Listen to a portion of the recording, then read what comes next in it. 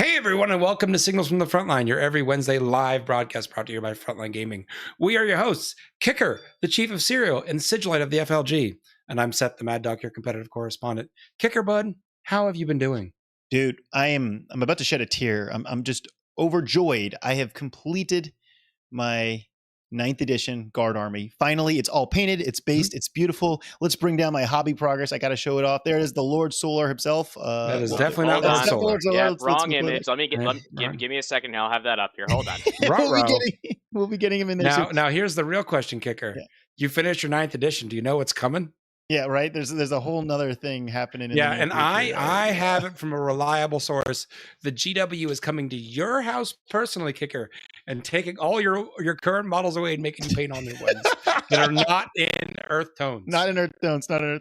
I really like my earth tones. There's my Lord Solar in his desert camo pattern, and I'm just looking good. Very excited for that. Guys, if you were listening to a podcast, please consider watching us live every Wednesday night, 9 p.m. Eastern Standard Time, so you get to see these cool photos as well as be part of chat. And yes, we're saying hi to you, chat. We see quite a few familiar chat has some very interesting comments for you tonight, Kicker. Oh, chat, shoot. What are we? Mark of Corn says Kicker looks like a halfling next to Seth.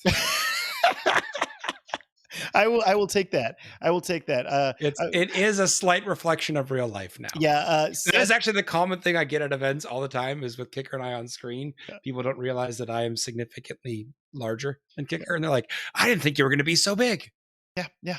And I get quite a few times people are like, you're Kicker, and they're like looking down like, oh my gosh, you're I get like Hobbit. I'll take Halfling. Just feels less insulting than Hobbit, so I'll go with Halfling. I like that. Thank you so much. Yes, I am travel size, and it's okay. It's okay. That's why the Kicker and the Shrek and Donkey thing and this it works on multiple levels. We'll chat. We love you. Stick around. We're gonna be asking you some questions throughout the show. Seth, so you got my Lord Solar there. I'm very happy, but I gotta tell you, I've got an RTT this weekend. Hell yes. So I'm going to bring my beautiful painted army. Every model's painted and looks gorgeous. And they are going to fight their one of their last big battles. Wasn't there another army you were supposed to paint 2,000 points of? Yeah, let's not talk about that one. Okay. I'm sticking with my guard. Although, guys, I know some of our Age of Sigmar fanatics and the guys I see at all of our events are going to be very happy to hear that my next project will be Seraphon. Lizardmen, and chat, this is your moment to shame Kicker and yell at him to not paint those lizardmen in earth tones. No, but hear me out though. Hear me out. My thinking is I like to paint earth tones, and you never see a lizardman army painted like, desert lizards, like, horned toads or anything like that. Like, how badass would it be to see lizardmen? He has the opportunity to paint vibrant colors, and he's like, more desert tones. But I think it'd be a really unique lizardman army to paint them all desert style. But you're right. Chat, tell me, share some photos, hit me up on social media. I need ideas for how to paint a lizardman army. Constantly tag Kicker in vibrant lizardman pictures. Constantly. All right. Enough about me, Seth. What are you up to, dude? What is going on with you? I have continued my slog to get 30 fully painted flash kits, and with 5 more to the pile. So that for Atlantic City, right? That's the goal. Yeah, I want those. There's other parts of the list that I want, but it's a bunch of kilocans. I don't know.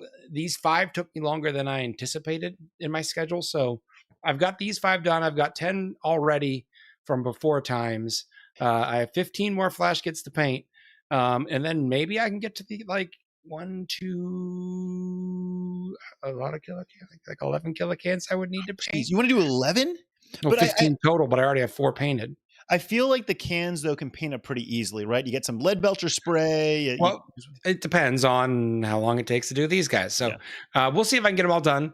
But Kicker, in non FLG podcast news, there is the return of a long awaited podcast that I'm so excited to listen to again. The Independent Characters. Did you ever listen to them? Yeah, they're basically legends. They're back. They're back. Yep, they've restarted the show. So I listened to their first episode today, and being a true independent character show, it was like 2.5 hours. Yeah. But it was good to see those guys back. So I wanted to, that's what I've been up to, is painting flash kits and listening to Carl Tuttle spend money. Nicky D, what have you been up to? Hey there, guys. So up to a couple things. Like, oh, look, I'm here now. There's actually a Whoa, Nicky D. What? Oh, you got a visual there. Oh wow. Yeah. Oh man, a peek into the inner workings of the. I don't even know. I don't know what we call your studio. Can we get him a green screen? We need to get him a green screen, guys. I have one. But having moved into the house, it's somewhere in a box, and I can't find it right now. So you're seeing on this side of me my miniatures cabinet, behind me my my board game collection that's there. So we're getting settled in, but no. Can we just judge you very much, like very quickly? Like, holy crap, you're organized. Like, look at this. This puts my hobby space to shame. Like, everything's in a nice little cabinet, organized. Is it by alphabetical order? Probably. Well done. Well, you can't see what my hobby desk beneath the camera looks like right now. It would be telling a different story. But no, I'm happy to be back on the show. I had some business trips, so I was away. I was at a metal concert, seeing Gojira and Mastodon, two of my favorite bands. If you're not familiar, they both have metal songs involving whales, so that's really cool. And so maybe they're Ideneth Deepkin players for Age of Sigmar people, maybe.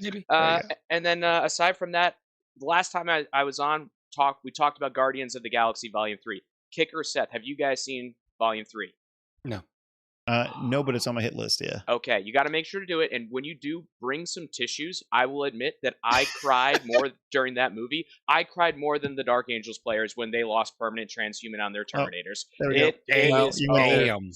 Yeah, it's a lot. That's a lot of crying, guys. So, anyways, I'm here tonight and excited for it. But Kicker, with that, do you want to take us into our industry news? I know you got some stuff that you're excited to talk about. Let's do it, guys. Let's do it. Well, for starters, we've got the Kill Team Ashes of Faith, right? This is going up for pre-order this weekend. Now, this is a really unique Kill Team set. It's not part of the I guess Space Hulk edition that we've been following. This is kind of a standalone campaign crusade little thing here, a little narrative.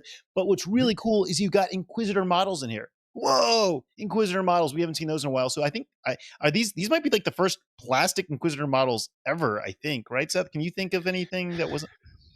There was Rogue Traders, but that's not really Inquisitors. Yeah, those aren't Inquisitors. Those are Rogue Traders. Nicky D, you got an idea? I don't know that we've seen plastic ones before this.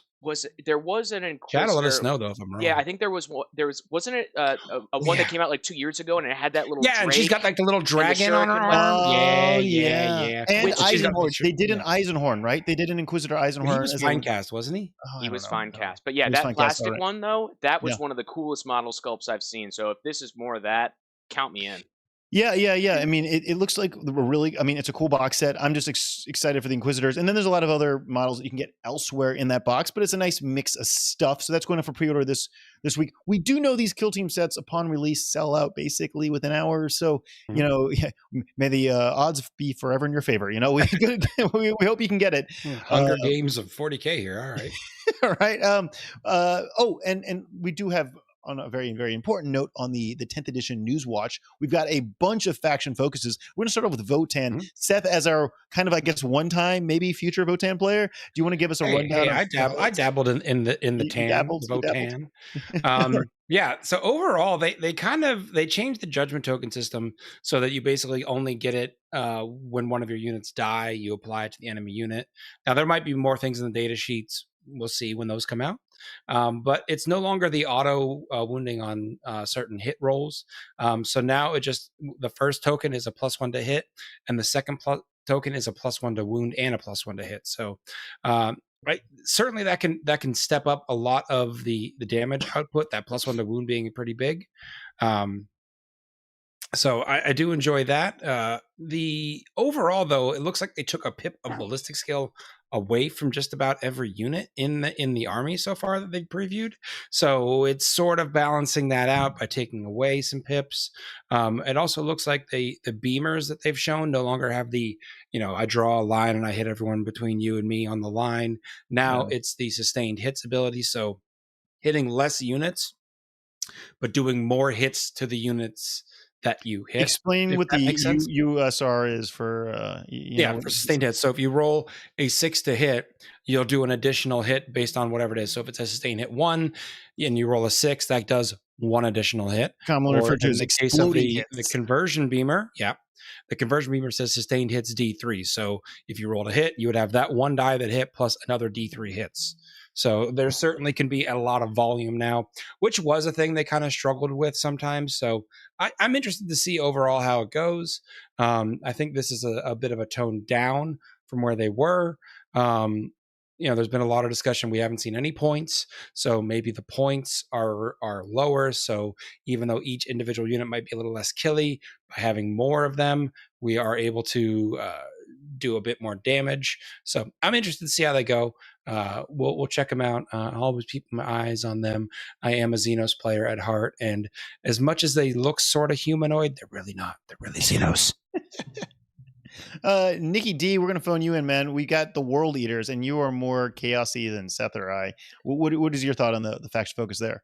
That is true, Kicker, but I'm not putting myself back on camera because we actually have a special video segment with regards to the World Eaters. So for those who have watched Signals from the Frontline previously, you might remember someone who used to be on the show, sometimes as a cartoon character, sometimes just as a voice and that sort of thing. He is our ABC, and that means he's our angry boy correspondent. So still part of the Frontline Gaming network of podcasts and everything else like that. So in just a second here, I'm going to go to our video. If you're watching the live show, or if you're listening back as a podcast or on the YouTube feed, it's about a 4-minute video, but I was dying laughing, guys.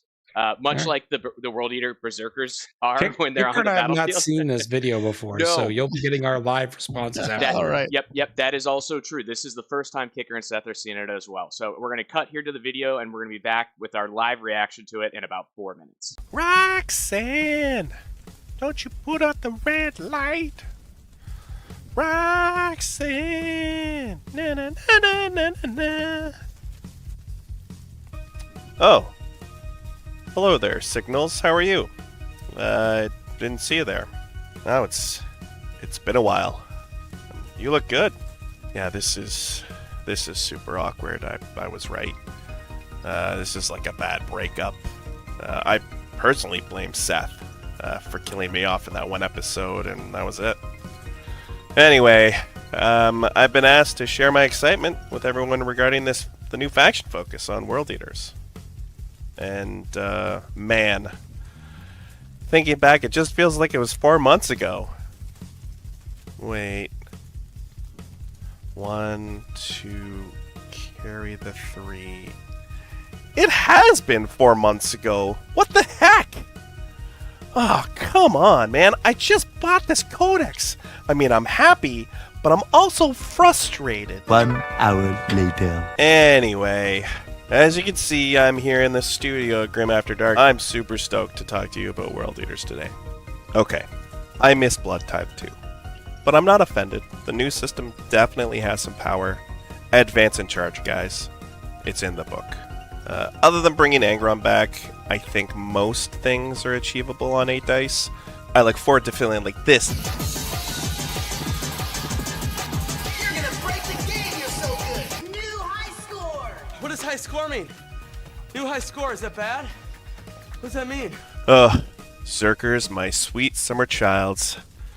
So, I'm concerned. I think Zerkers will be relegated to screen killing and character blocking and objective disrupting, which is probably a good thing.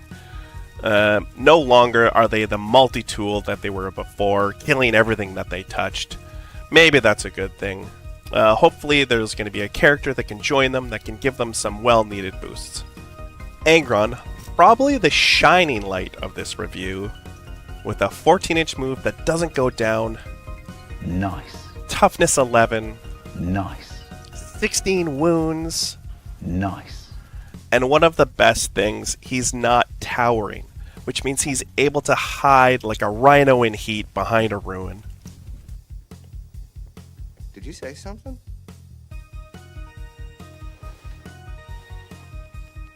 Honestly, this is going to make me finally paint this bad boy, and I'm here for it. Part of me wanted them to troll the community and just show us plasma pistols, because I think we're going to see them, to be honest.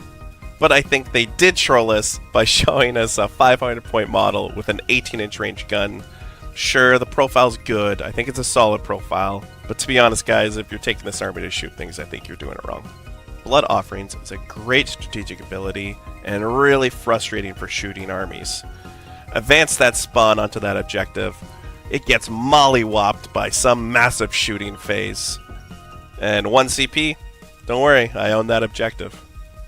Also, at the end of the article, we got a sneaky tidbit. Falling out of destroyed vehicles automatically gives the Battle Shock test, which means no objective secured, and you can't use stratagem on that unit. That's a big deal. And to end, a lot of people have asked where I've been and what I've been doing, so I created a short montage to show people. Nicky out. Monkey!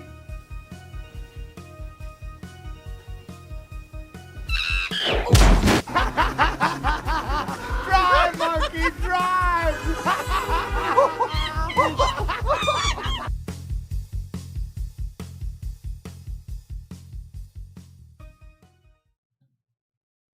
That was an experience, Kicker.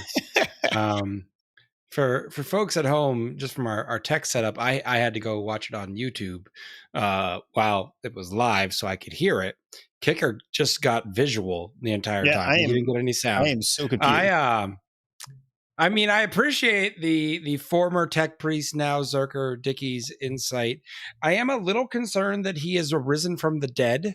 That might have something to do with his chaotic god alignment at this point. Yeah, so thank you for coming on, Dickey. But maybe we've moved on. I understand it's awkward. We have a new producer with PD, and we really love him. And I know you miss us, buddy. But you've got your own boys now over on Grim After Dark. So if you want to check them out, maybe go over there from now on and check out Dickey. But speaking of our producer Nicky D, you want to take us through some AdMech, or is that Kicker? I can't. I got this. Kicker's doing it. Serve it up. Boom! I got this. I can spike it. So I did play AdMech for a little while, and I really thoroughly enjoyed AdMech a lot. It's weird though. This new faction focus.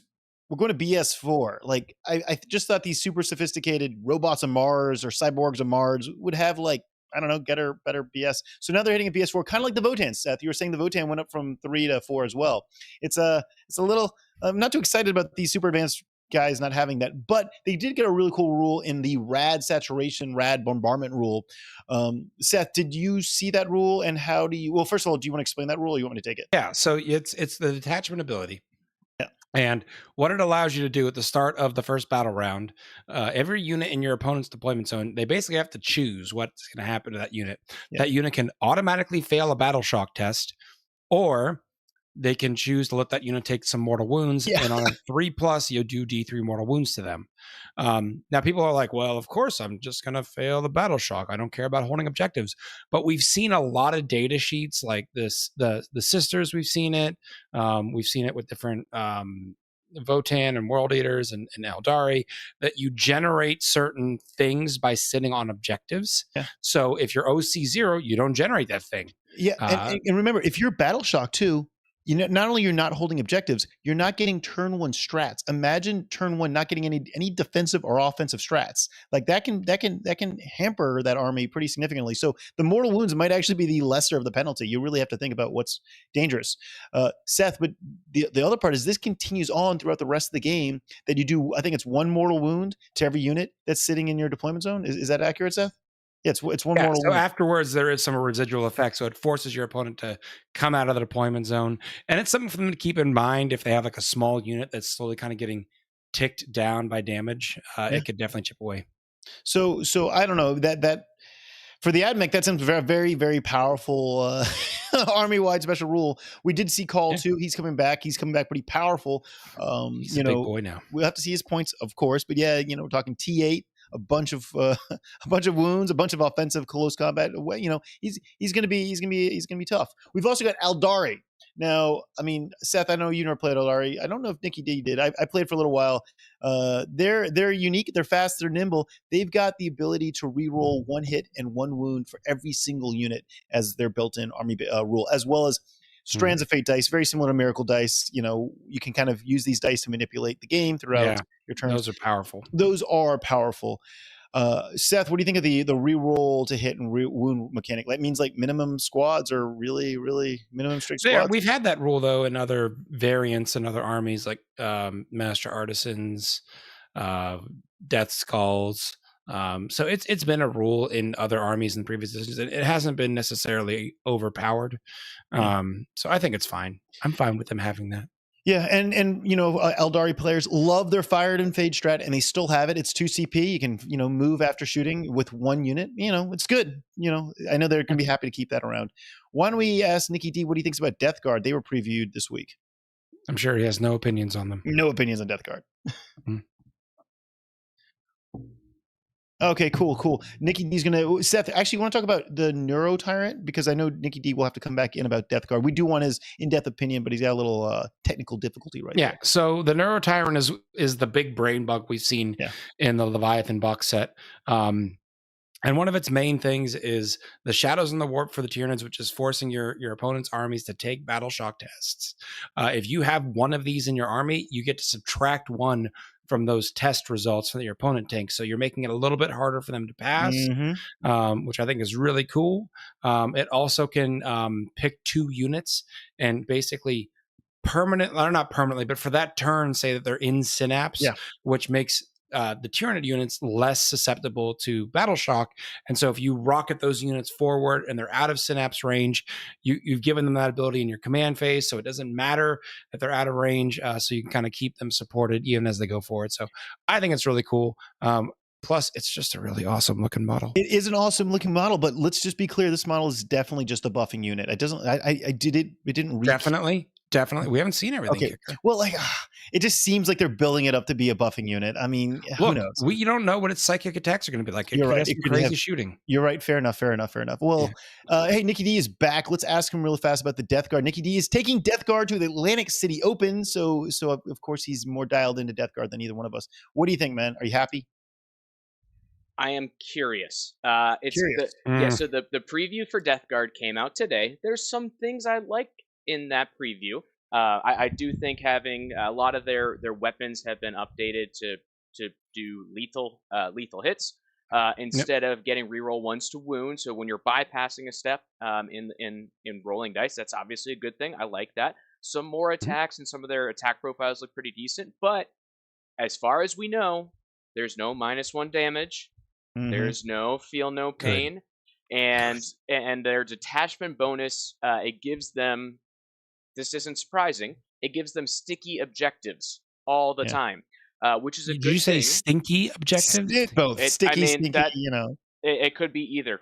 That's the reason why it might be sticky is the stinkiness, right? But but for these, as a Death Guard player, the Death Guard, their issue hasn't necessarily been killing things. It's sometimes staying alive just because the game has been so lethal. We'll see how that gets traded off. And then their problem has just been scoring and having some of the speed. That was the other thing, is their speed is getting reduced. So I am curious. I don't love it as much as I loved the Demons preview last week, which I missed, but you guys covered all the parts that are there. So I think ACO, me running Death Guard, I think that's what I got to do just because I don't know how I feel about them going into 10th edition yet. Okay, got to ask a hard-hitting question because I played, one of my best buddies is a Death Guard fanatic, and he's been running those Plague Burst mortar cannon tank things forever, and I absolutely hate them. Plague Burst Crawler. There we go, Plague Burst Crawlers. I would just think of them as mortars because they're basically mortars. But yeah, Plague Burst Crawlers. Do you think they got toned down too much, Nicky D? Are you happy with the way that they're positioned now? Because it looks like they're definitely not going to be taking out tanks.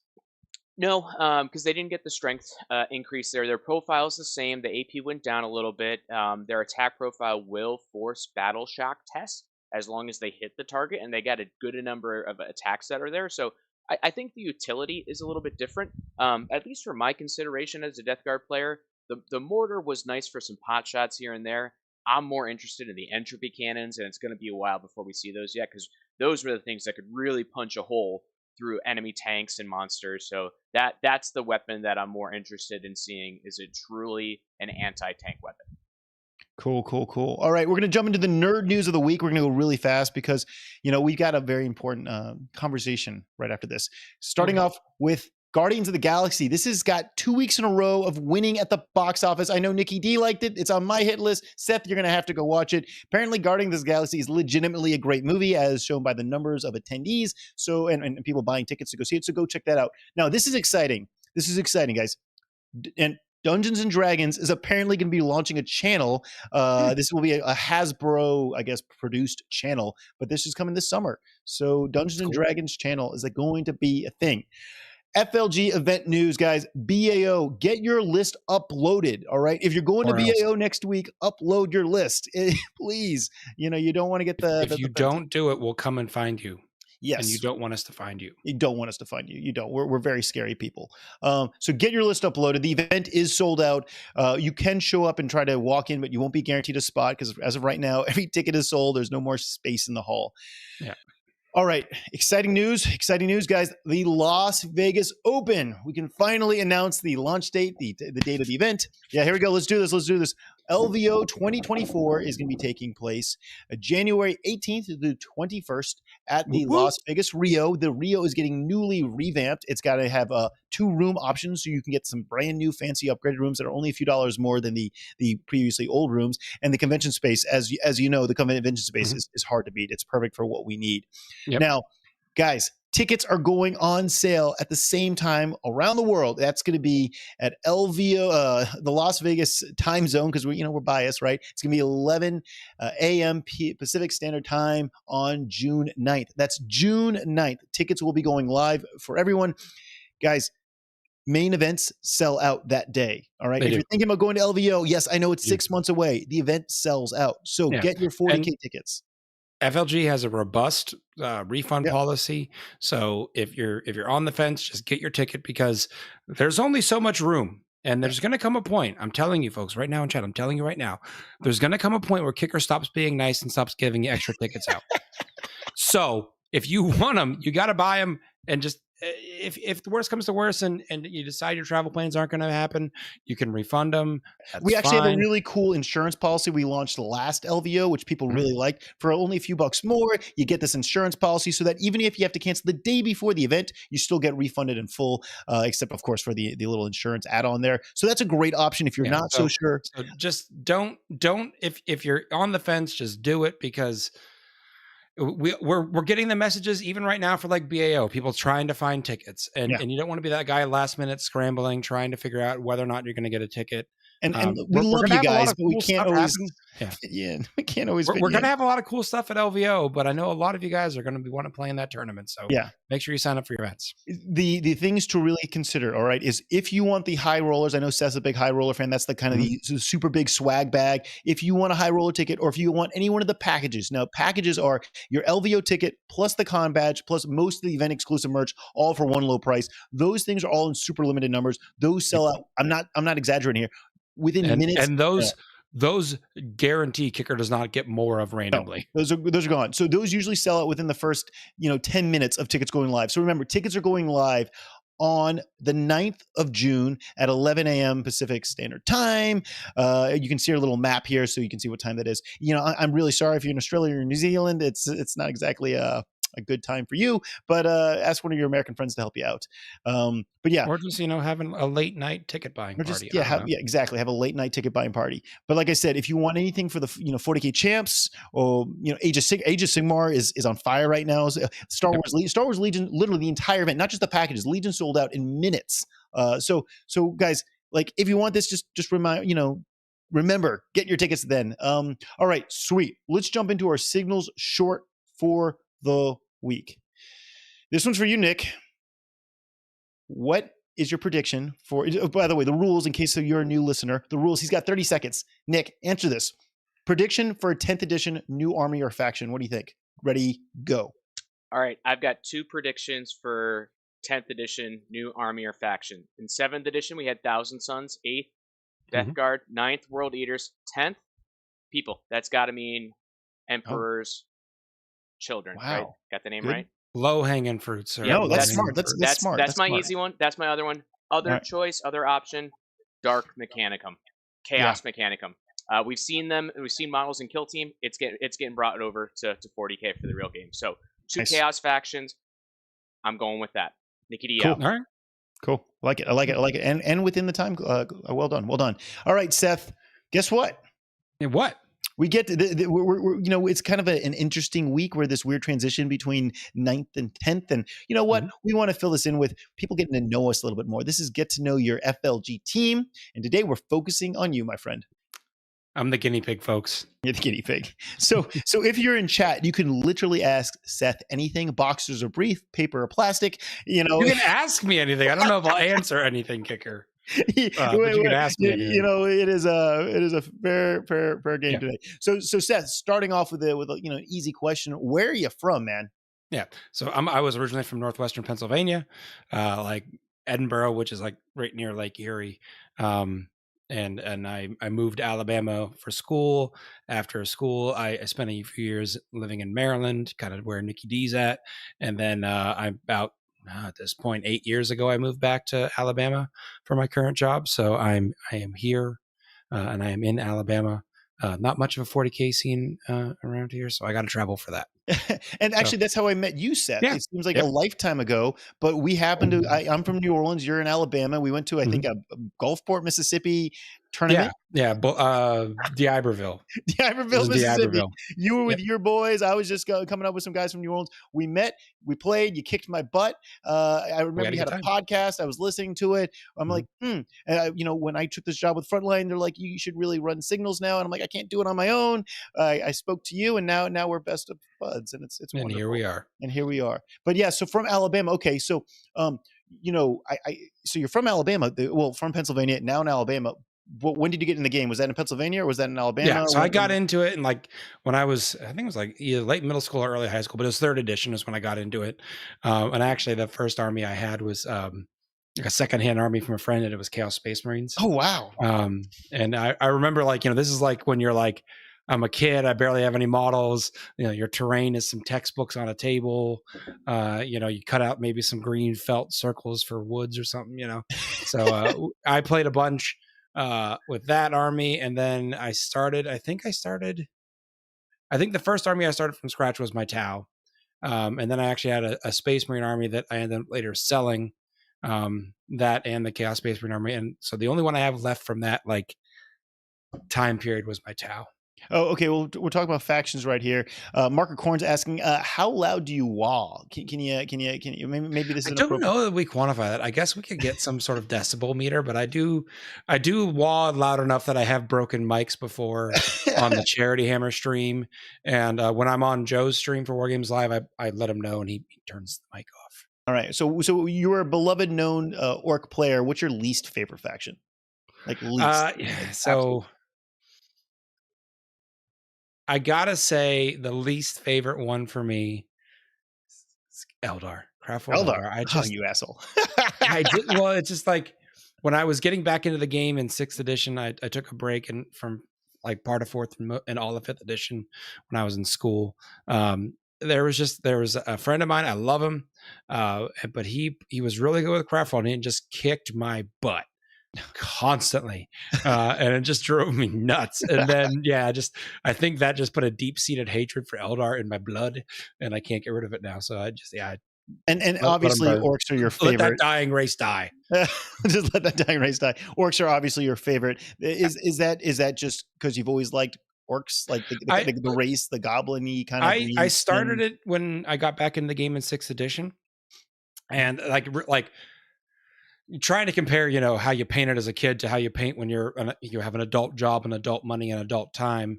I basically leaps and bounds ahead. So that was really like the first army that I really was able to kind of learn a lot of skills with in terms of painting. It opened up a lot of different avenues, obviously, for hobbying because orcs are so different, and you can kit bash. And so I really got into that. I like the lore, because it's just chuck them at the enemy and see what happens. So I enjoy the play style, and it's always a fun game, win, lose, or draw with orcs. And that's always the most important thing at the end of the day. Okay, so I got a question here. What types of 40K games do you prefer? This one is in our notes. I'm not exactly sure What the question is asking? I mean, like, well, so it's like I put that in there because we got people to play competitive, got people to play casual. oh, okay, yeah. play Are you're narrative stuff? definitely competitive, casual, narrative, Well, campaign?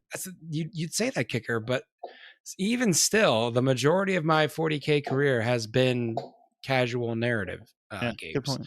I only started playing tournaments just because, like I said, when I moved to Alabama, there wasn't a scene, there wasn't a local group. So for me to play a game, I'd have to travel a couple hours. And so if I was going to travel a couple hours, I might as well guarantee several games. I started playing tournaments. Yeah. And I certainly enjoy the progression of a tournament, the learning your army, the getting better.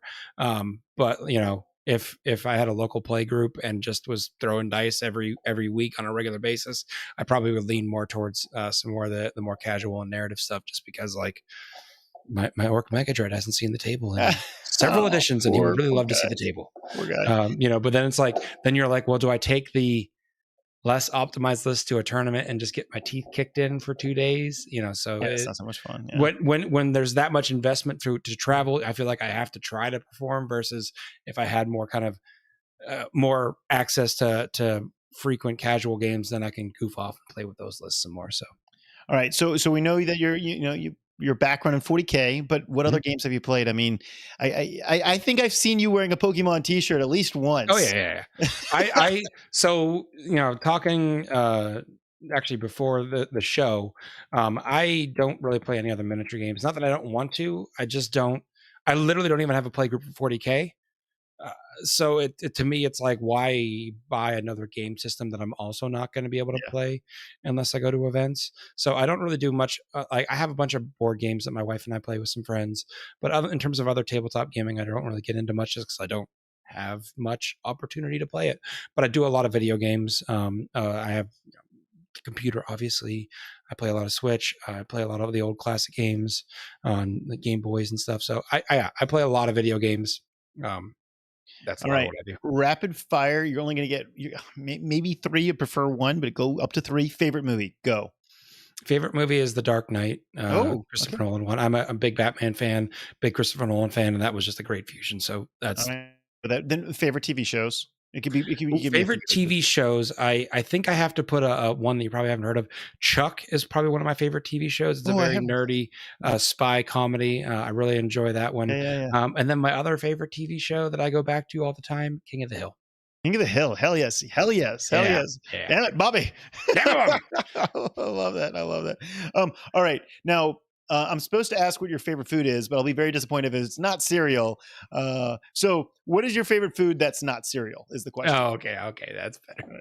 I was like, it's not going to be cereal regardless of Kickers. I've said this, like, if I was ever stuck on a desert island and I could eat one food, it's pizza.